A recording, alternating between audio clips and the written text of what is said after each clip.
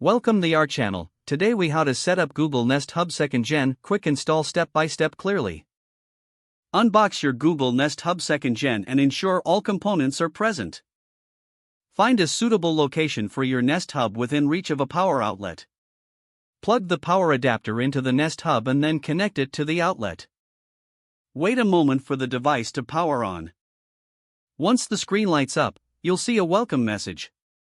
Select your preferred language from the options displayed.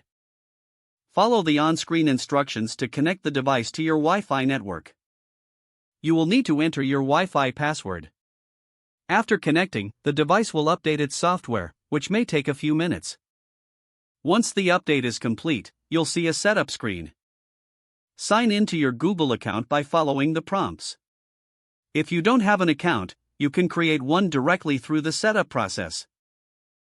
Next, you may be prompted to set up voice recognition for personalized responses.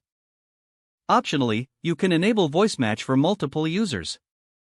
Once you've finished the setup, the Nest Hub will ask about your preferences for services. Allow access to apps like your calendar, music, and smart home devices if prompted. Follow any additional instructions to customize your Nest Hub experience. After completing the setup, the home screen will display.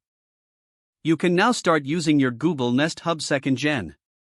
Explore available features by saying, "Hey Google." Enjoy your new smart home experience. If the page does not load, refresh the browser or try again in a private or incognito window. Make sure you are using the correct email address, then retype it carefully to avoid small typos. If your password is not accepted, use the reset option and create a new strong password you can remember. Check your spam folder for verification or security emails, then complete any requested confirmation steps. Enable two-factor authentication if available to improve account security and reduce unauthorized access risk.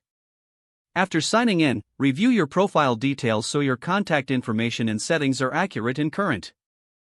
If you see an error message, note it down and try again after restarting your device and internet connection. Log out when you finish, especially on shared devices, to keep your account and payment information secure. Don't forget to like this video and subscribe to our channel for more step-by-step tech guides.